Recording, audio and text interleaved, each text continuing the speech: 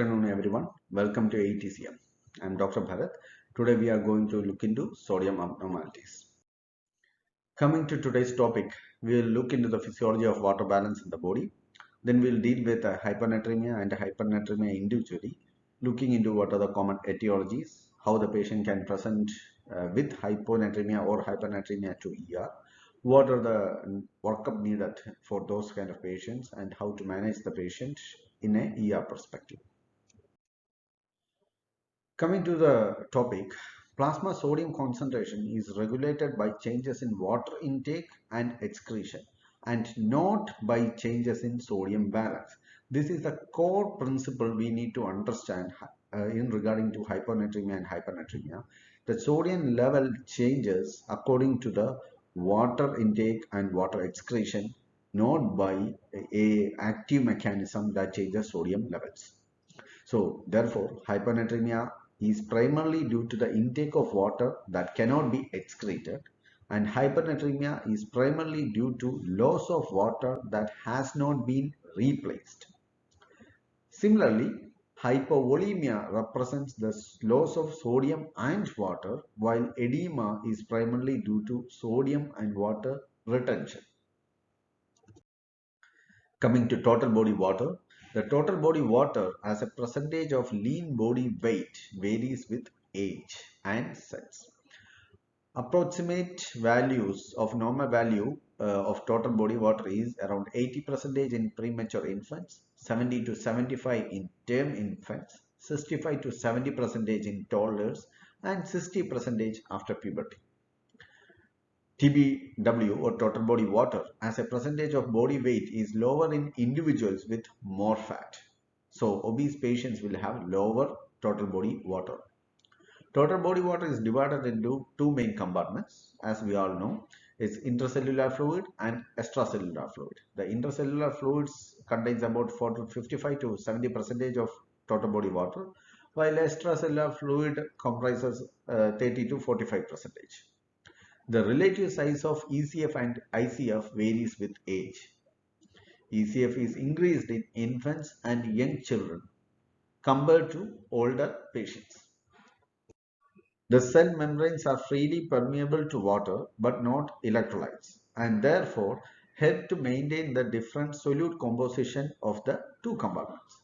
Sodium salts in extracellular fluid act as the major cation, while anions are chloride and bicarbonate. While in ICF, potassium salt is a major cation, while anion is basically large macromolecular organic phosphates. Now coming to solute or particle concentration of a fluid is known as its osmolality, expressed as milliosmoles per kilogram. The solutes that are restricted to one compartment, that is ICF or ECF, determine the tonicity or effective osmolality of that compartment. Certain solutes like urea do not contribute to water shifts across most membranes and is known as ineffective osmoles. Okay. Now coming to this tonicity and osmolality, what you need to understand is whenever there is a solute that is mixed in a fluid, that solute gives the fluid some osmolality, and that osmolality is what is given to ECF and ICF by the compositions. Like in ECF, sodium, glucose, urea, everything comprises in ECF, and that gives a osmolality value to ECF. While the large macromolecular phosphates as well as potassium salts give osmolality to the ICF. Now, secondly, we told something about tonicity and effective osmolality. So, tonicity and effective osmolality is basically the solutes that are trapped in a particular compartment. That is, unlike water permeability that can freely permeate into both compartments, the solutes cannot permeate easily into ICF and ECF. So those solutes are trapped in one compartment, and solutes that are trapped like that give tonicity to that fluid. So tonicity is basically the effect of that solute which can attract water permeability into the compartment. For example,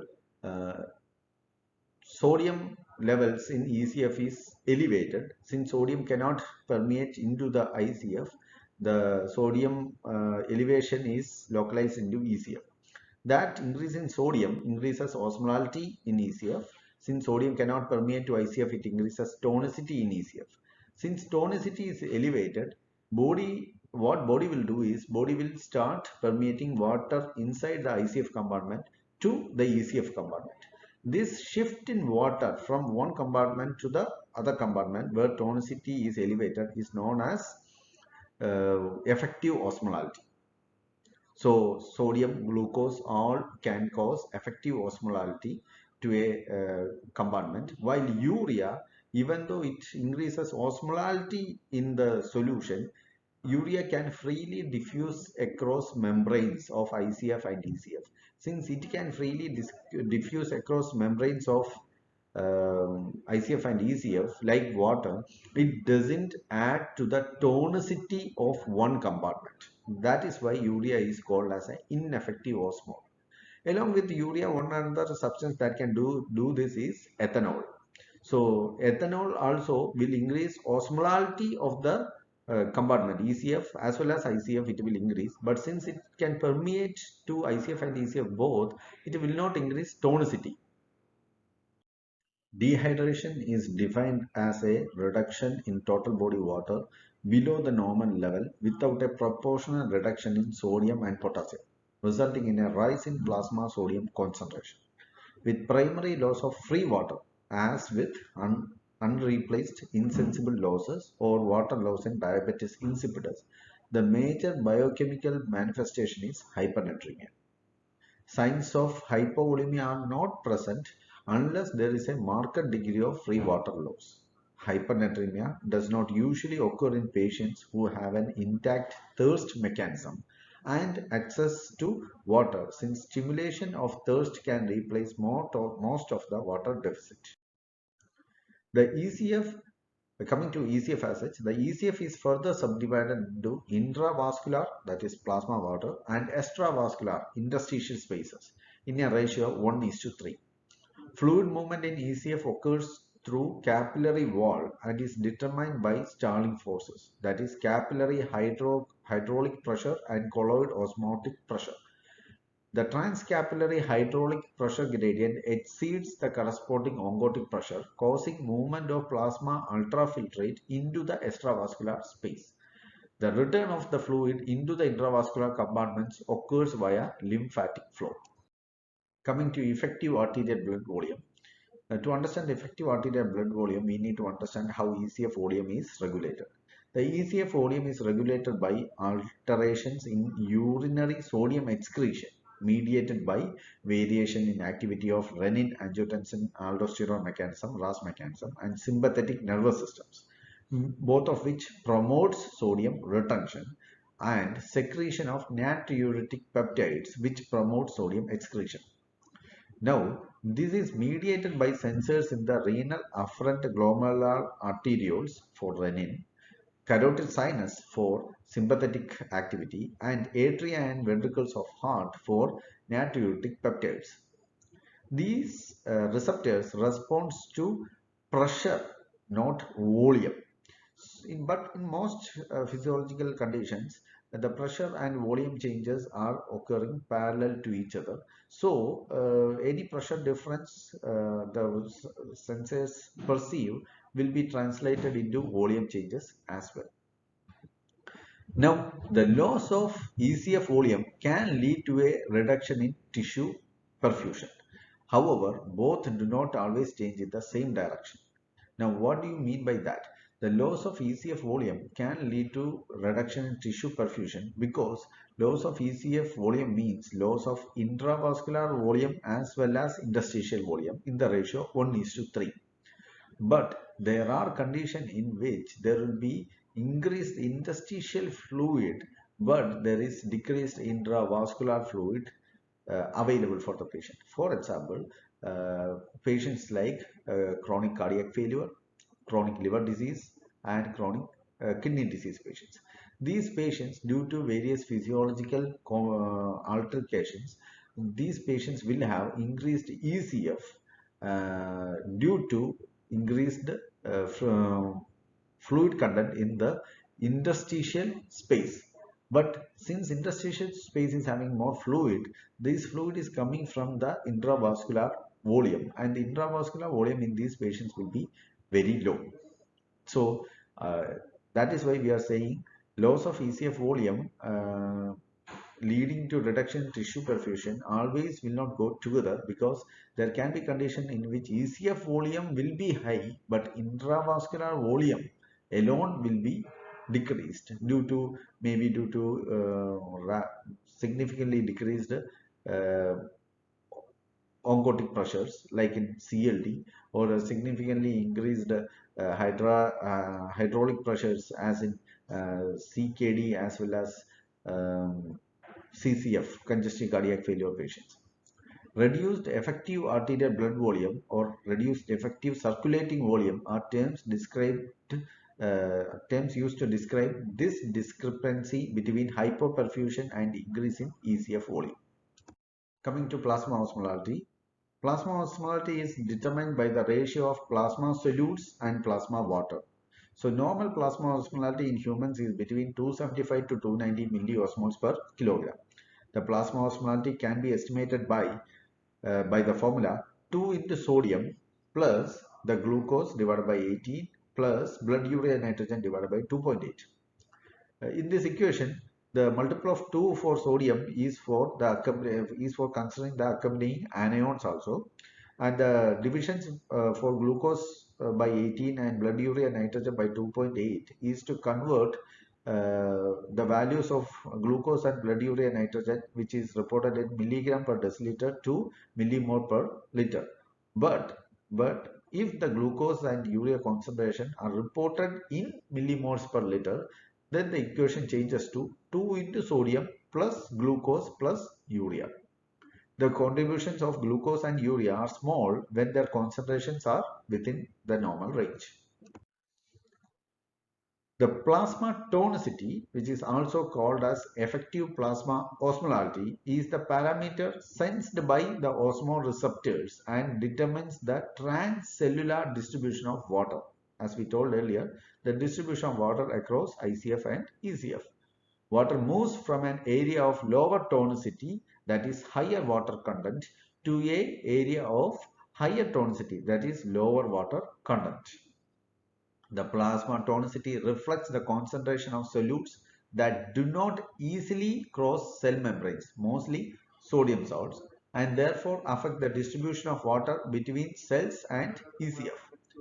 The formulas used to estimate plasma tonicity are 2 into sodium plus glucose divided by 18 if glucose is measured in milligram per deciliter, or if glucose is measured in millimoles per liter, 2 into sodium plus glucose. Here we are not considering urea, because as we discussed earlier, urea is an ineffective osmol. That means it doesn't affect transmembranous distribution of water from ICF to ECF.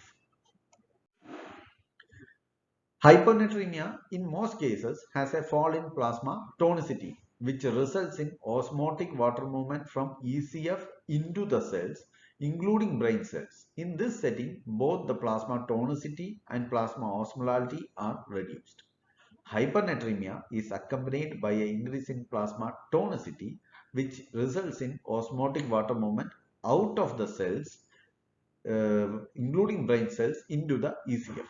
In this setting, both the plasma osmolality and plasma tonicity are elevated. Urea accumulation in kidney failure is associated with increased plasma osmolality, but plasma tonicity is unchanged because urea is an ineffective osmol and can freely transfer between ICF and ECF membranes in most cells. Regulation of plasma tonicity is achieved by alterations in water balance. Suppression of antidiuretic hormone ADH release is the primary protective mechanism against water retention, that is hypotonicity and hyponatremia, while thirst is the primary protective mechanism against water loss or hypertonicity and hypernatremia. Osmotic threshold for ADH release is approximately 280 to 290 milliosmoles per kilogram. Below this osmolality, ADH levels are very little, if any, to be found in blood. And at that levels, urine will be maximally dilute with an osmolality below 100 milliosmoles per kilogram. Above this threshold, that is above the threshold of 290, there is progressive and relatively linear rise in ADH secretion. Now coming to the topic, hypernatremia. Hypernatremia is defined as a plasma sodium concentration less than 135 milligallons per liter. It's a very common disorder occurring in up to 22% of hospitalized patients. Almost always the cause of hypernatremia will be either a increase in circulating ADH or vasopressin or ABP interchangeably being used, and or a increase in renal sensitivity to ABP combined with the intake of free water, that is electrolyte free water, except in cases where there is low solute intake, hypernatremia due to low solute intake. The underlying pathophysiology for the exaggerated or inappropriate ABP responses differs in patients as a function of their ECF. That is, according to their ECF volume, the response to the ABP will differ. So hypernatremia is thus divided into three subgroups depending on the volume status, that is hypovolemic, euvolemic and hypervolemic patients. Coming to hypovolemic hypernatremia, the volume loss cause of hypovolemic hypernatremia can cause marked neurohumoral activation, increasing the circulating levels of ADH or ABP, thus increasing water reabsorption through the kidneys and leading to hypernatremia in the setting of increased free water intake. These patients clinically may not look like having hypovolemia as such, and the only feature to diagnose this thing will be the urine sodium concentration, sodium concentration less than 20 millimoles or milliequivalents. Indeed, these kind of patients will usually rapidly improve their sodium levels when we start the patient on IV normal saline infusion, because that causes significant water diuresis because of decreasing levels of ADH. Most common causes of these kind of volume losses are non-renal, like GI loss, example vomiting, diarrhea, tube drainage, or insensible losses like sweating and burns. Now coming to renal causes, causes of inappropriate loss of sodium and chlorine in urine leading to volume depletion and an increase in circulating ADH. Urine sodium concentration is typically more than 20 milligallons per liter. One of the reasons can be primary adrenal insufficiency and other causes of hypoaldosteronism. It can also be due to salt-losing nephropathies, like daily sodium intake is reduced, impaired renal tubular function. Typical causes include interstitial nephropathies, post-obstructive uropathy, and recovery phase of acute tubular necrosis. Thiazide diuretics cause hypovolemic hypernatremia by various mechanisms, including polydipsia and diuretic-induced volume depletion.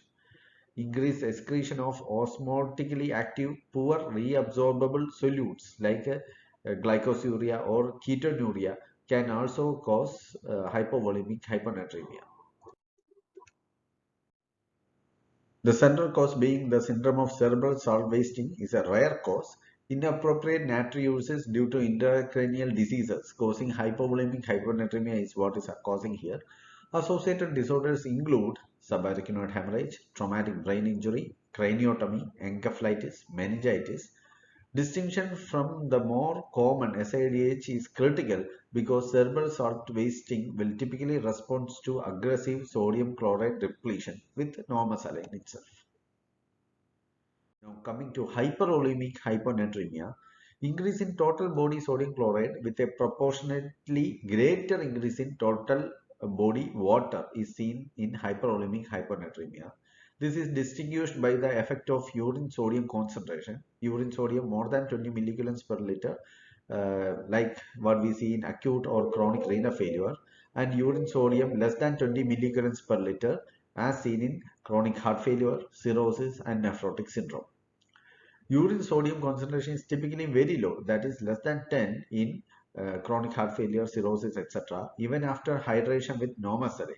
This sodium avid state may be obscured by diuretic therapy. The degree of hyponatremia provides an indirect index of the associated neurohumoral activation and is important prognostic factor for these kind of patients. Now coming to euvolemic hyponatremia, this occurs in moderate to severe hypothyroidism with correction on achieving euthyroid state. It can also be seen as a consequence of secondary adrenal insufficiency due to pituitary disease, whereas the deficit in circulating aldosterone in primary adrenal insufficiency causes hypovolemic hyponatremia. The predominant glucocorticoid deficiency in secondary adrenal failure is associated with euvolemic hyponatremia. The glucocorticoids exert a negative feedback on the AVP release from posterior pituitary, such that hydrocortisone replacement in these patients will rapidly normalize the AVP response to osmolality and reducing the circulatory AVP. Coming to SADH, syndrome of inappropriate antidiuresis is the most common cause for euvolemic hyponatremia. Hyponatremia is caused by an intake of excess free water with persistent intake at serum osmolality that is lower than usually required to trigger thirst. The osmotic threshold and osmotic response curves for the sensation of thirst are shifted downwards in a patient with SADH. Patients with SADH are not euvolemic but are subclinically oleum expanded due to the intake of excess free water. Serum uric acid is often low, less than 4 mg per deciliter in patients with SADH, consistent with the suppressed proximal tubular transport in the setting of increased distal tubular sodium chloride water transport. In SADH, there are 4 distinctive patterns of AVP secretion. The first one being unregulated or erratic AVP secretion. In this condition, there is no correlation between the serum osmolality as well as the circulating AVP levels. There is no correlation at all. This is unregulated or erratic.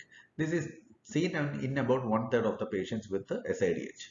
The second one is failure to suppress AVP secretion at lower serum osmolality threshold.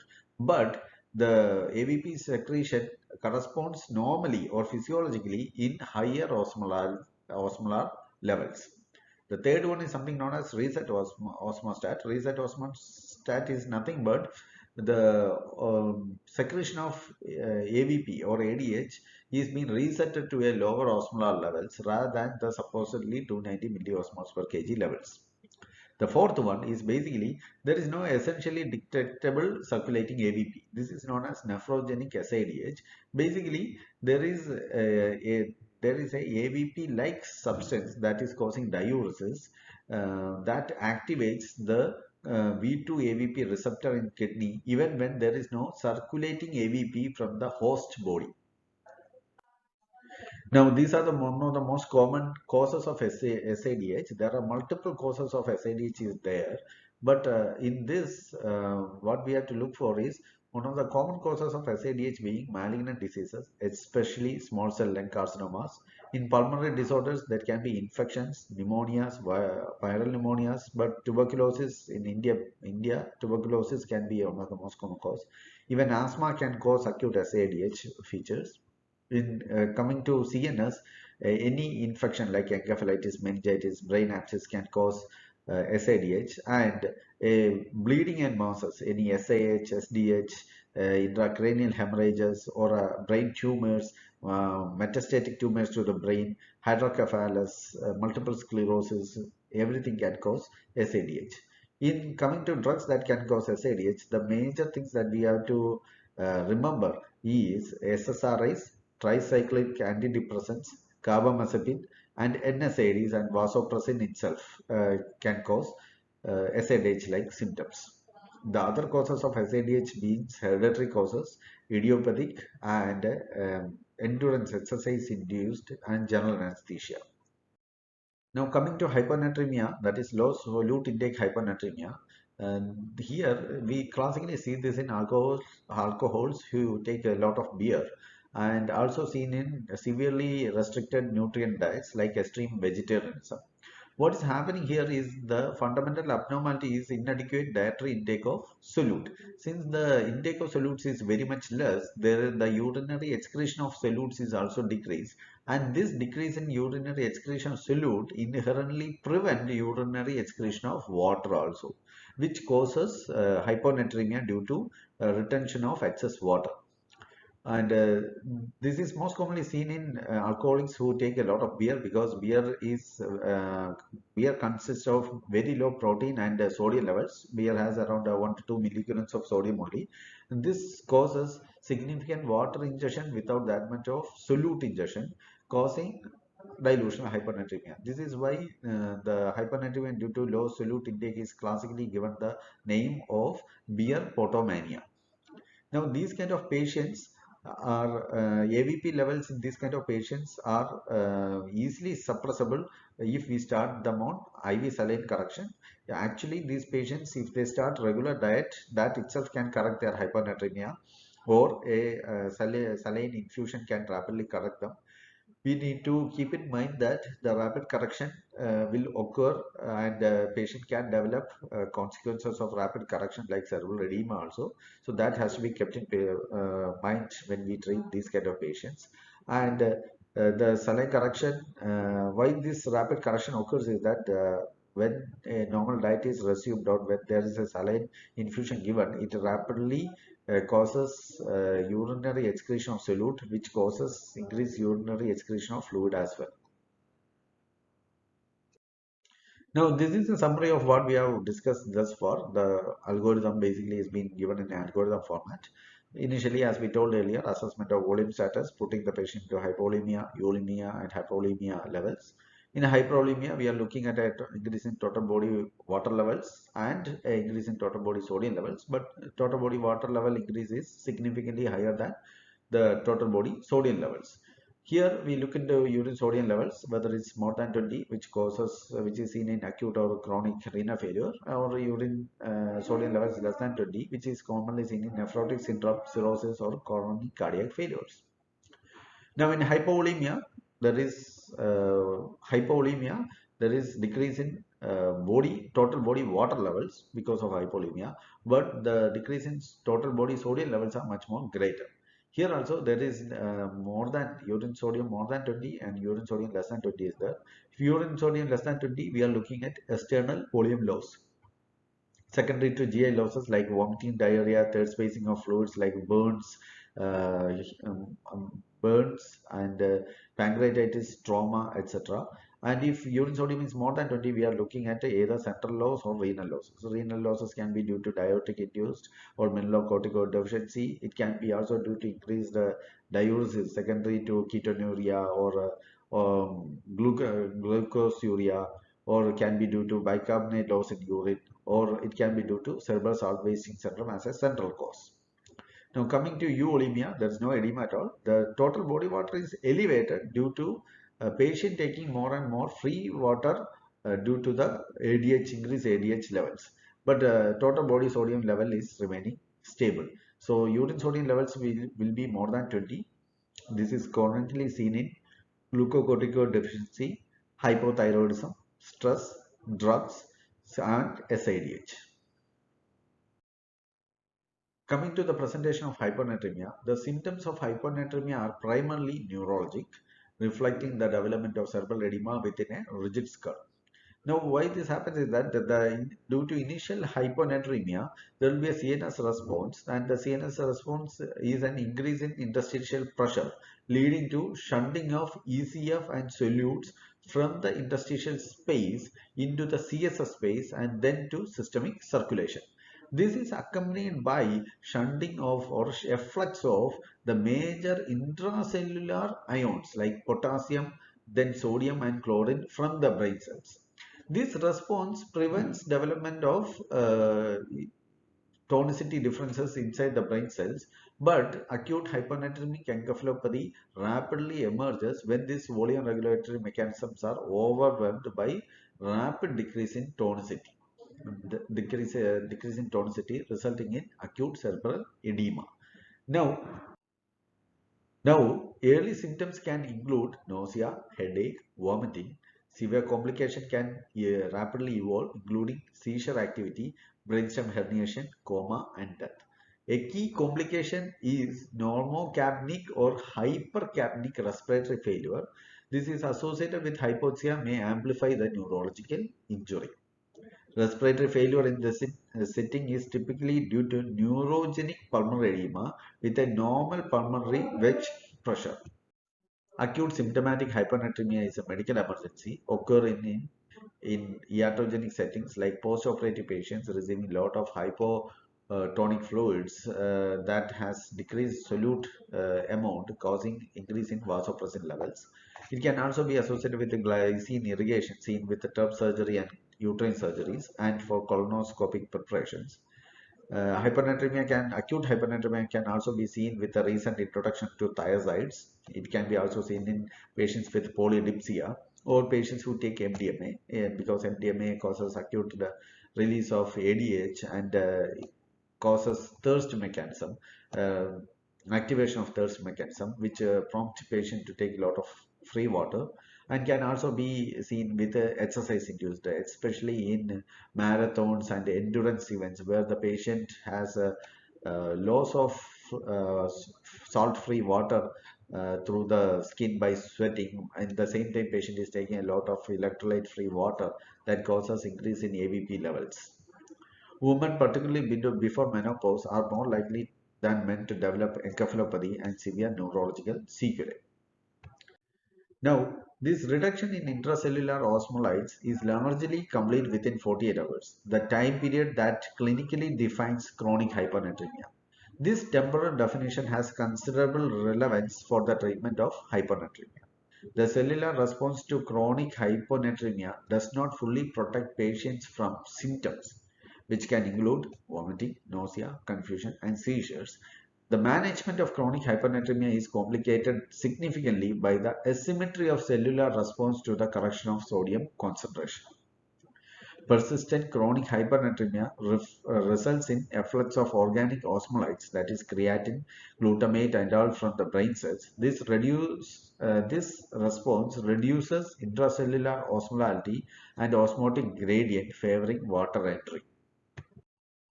The reaccumulation of organic osmolytes, which has been effluxed earlier as a response to hyponatremia by the brain cells, are the reattenuation or reuptake is being significantly decreased or delayed as osmolality increases after correction of hyponatremia.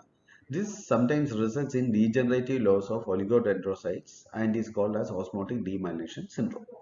This is usually seen with overly rapid correction of hyponatremia, that is more than 8 to 10 milliequivalents in 24 hours or more than 18 milliequivalents in 48 hours. This is associated with a disruption in the integrity of blood-brain barrier, allowing entry of immune mediator that may contribute to demyelination. The lesions of osmotic demyelination syndrome classically affect the pons, a structure wherein the delay in reaccumulation of osmotic osmolytes is particularly very pronounced. Clinically, a central pontine myelinoendisis can present one or more days after overcorrection with paraparesis or quadriparesis associated with a dysphagia, dysarthria, diplopia, and a patient will be in a locked-in syndrome with or without loss of consciousness. The lesions of extrapontine myelinolysis can occur in cerebellum, lateral geniculate body, thalamus, putamen, and cerebral cortex or subcortex. Clinical presentation vary as a function of the area affected with the development of ataxia, mutism, Parkinsonism, dystonia, and catatonia. Relowering of plasma sodium concentration after overly rapid correction can prevent or attenuate ODS. However, even appropriate slow correction can be associated with ODS, particularly in patients with additional risk factors like alcoholism, malnutrition, hypokalemia, and liver transplantation. Now, coming to the diagnostic evaluation, hyponatremia is frequently multifactorial, particularly when it is severe in nature. Clinical evaluation should consider all possible causes for excessive circulating AVP. Pseudohyponatremia, which is defined as coexistence of hyponatremia with normal or increased plasma tonicity, has to be kept in mind. The focus on underlying cause in history is the most important feature here, as a detailed drug history should be taken. Clinical assessment of volume status is important to classify the patient, and laboratory investigations mainly include serum osmolality to exclude pseudohyponatremia, urine osmolality to see osmolality of 400 milliosmoles indicates that AVP-HS is the dominant cause. Urine electrolytes, both sodium and potassium, has to be required to calculate urine to plasma electrolyte ratio. That will help us to identify how fast or how much amount of saline has to be given to the patient, and serum urea to calculate plasma tonicity. CBC CRP to rule out any ongoing infection, and neuroimaging if brain trauma or inflammation is suspected. In the treatment part of hypernatremia, three major considerations has to be kept in mind. The presence and or severity of symptoms determine the urgency and goals of therapy. Patients with chronic hypernatremia are at risk for ODS. Response to interventions can be highly unpredictable, and frequent monitoring of plasma is very much important. Now, sodium deficit for a patient can be calculated by 0.6 into body weight, that is total body water, into the target sodium concentration minus starting sodium concentration. Treatment of acute symptomatic hyponatremia should include hypertonic 3% saline, which contains about 513 to 540 milligallons of sodium, to acutely increase plasma sodium concentration by 1 to 2 milliequivalents per hour up to 4 to 6 milligallons. This modest increase is enough to alleviate severe acute symptoms. Plasma sodium concentration should be monitored every 2 to 4 hours during the treatment. And AVP antagonists do not have an approved role in acute hyponatremia. Hypovolemic hyponatremia will respond to intravenous hydration with isotonic normal saline with a rapid reduction in circulating AVP and a brisk water diuresis. Hypervolemic hyponatremia due to congestive cardiac failure will often respond to improved therapy of the underlying cardiomyopathy, that is intensification of ACE inhibition. Hyponatremia due to beer potomania and low solute intake will respond very rapidly to IV saline and resumption of a normal diet. Notably, patients with beer potomania have a very high risk for developing ODS. Now, coming to chronic hypernatremia, correction should be less than 8 to 10 milliequivalents in the first 24 hours and less than 18 milliequivalents in first 48 hours, so as to avoid ODS, especially in patients at particular risk for ODS like alcoholic, hypokalemic patients and malnutrition patients. Approximately 10% of patients treated with Vaptans will overcorrect. The risk is increased if water intake is not liberalized. In the event that plasma sodium concentration overcorrects, it's prudent to cause hyponatremia safely by introduction of AVP and agonists like desmopressin acetate or administration of free water, typically with 5% dextrose. The goal is to prevent or reverse the development of OD. Coming to SIDH management, in SIDH, the urine to plasma electrolyte ratio can be used as a quick indicator to decide the electrolyte free water excretion. If the ratio is more than 1, the water restriction should be aggressively done and daily intake should be restricted to less than 500 ml. If a ratio is equal to 1, the restriction should be between 500 to 750 ml. And if ratio is more than 1, the daily intake should be restricted to less than 1 liter per day. Hypokalemia should be promptly corrected because sodium concentration tend to improve with it, and we can try to increase dietary solute intake so that it can increase the ability to excrete free water. But usually increase of dietary sodium with salt pellets is not usually well tolerated by the patients. Usually SIDH responds to combined therapy with oral furosemide 20 mg twice a day. Higher dosages may be necessary in case of renal insufficiency and oral salt tablets. ADH antagonists like Vaptans are highly effective in SIDH and in hypervolemic hyponatremia due to heart failure and cirrhosis. The tolvaptan is currently the only oral V2 antagonist approved by FDA, and conivaptan only available intravenous vaptan. Conivaptan is a mixed V1a V2 antagonist with a moderate risk of developing hypotension due to V1a receptor inhibition.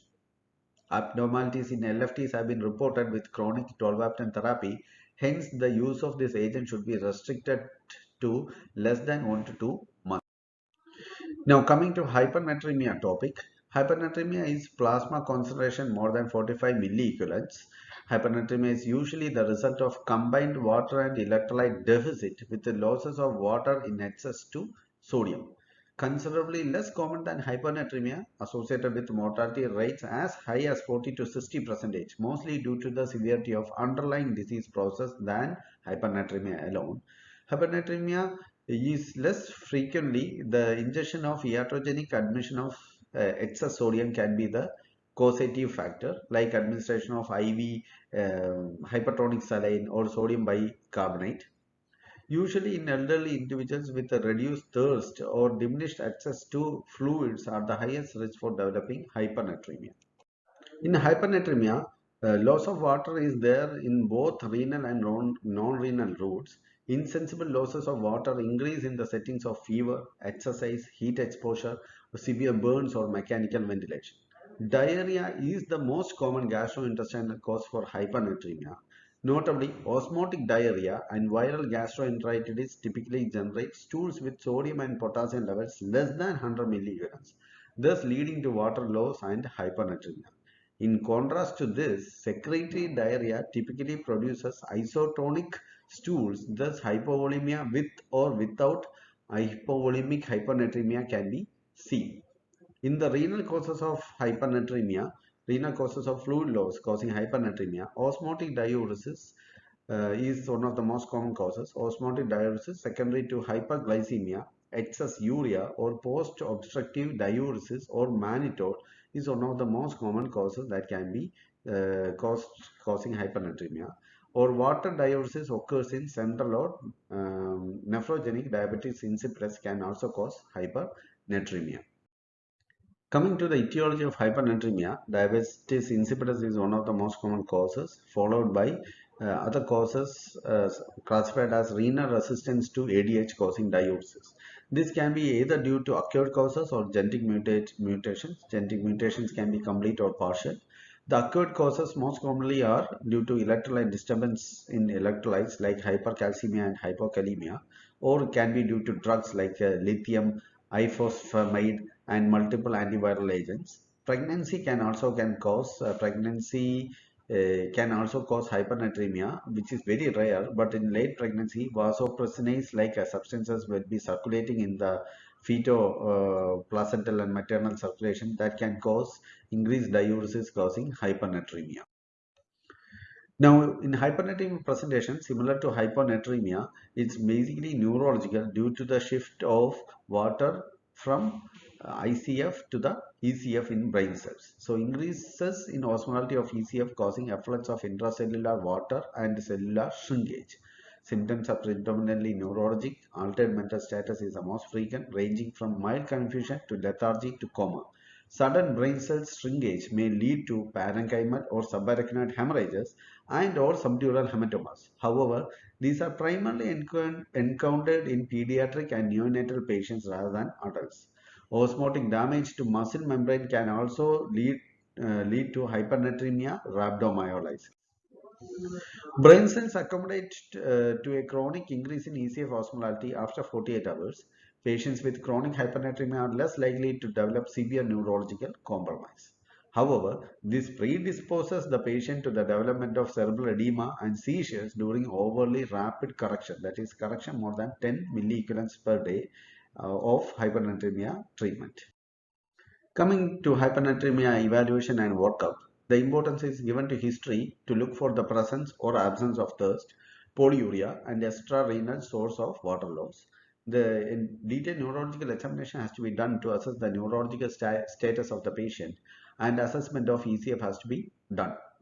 Serum electrolytes, serum and urine osmolality in addition to urine electrolytes has to be sent, and the renal function of the patient has to be assessed. The appropriate response to hypernatremia and serum osmolality more than 295 milliosmoles per kilogram is an increase in circulating ADH and excretion of low volumes of concentrated urine, that is urine osmolality more than 800 milliosmoles per kilogram. This should be the case. If this is the finding that we get from urine analysis, then a extrarenal source of water loss is primarily responsible for the generation of hypernatremia. But in many patients with hypernatremia, there can be polyuria associated. If polyuria is associated, then a osmotic diuresis should be suspected with elevation in glucose or urea levels, causing excessive excretion of solutes like sodium and chloride in the urine, causing a daily solute daily solute excretion to increase between 700 to 1000 milliosmoles per kg. Patients with hypernatremia can also have increased urinary water loss, but urinary osmolar loss will be far higher. For most commonly, patients with hypernatremia and polyuria will have a predominantly water diuresis with excessive excretion of hypotonic and dilute urine. Now coming to hypernatremia correction, the correction is done slowly over 48 hours to prevent development of cerebral edema. The calculation of free water deficit is done by sodium minus 140 divided by the upper limit of sodium, that is 140. The whole is multiplied with the total body water, that is 0.6 into total body weight. Sodium correction by no more than 10 milliequivalents per day should be done, which may take more than 48 hours in case of severe hypernatremia, that is if sodium levels are more than 160 milliequivalents. A exception is in acute hypernatremia, in which since the cerebral response haven't kicked in, we can easily correct sodium safely at a rate of 1 milliequivalents per hour. Free water should ideally be administered either by mouth or by nasogastric tube. Dextrose containing solutions like 5% dextrose can be used if we can monitor the blood glucose and stabilize it. Patient can also be treated with hypotonic saline solution like 1/4 or half normal saline, but isotonic saline or normal saline should only be used in cases if the patient is hypotensive. Ongoing loss of free water with nephrogenic diabetes insipidus or central diabetes insipidus should be replenished daily. Now, coming to the end of the topic, I hope you understood about the physiology of water balance in the body and hypernatremia and hyponatremia. Thank you.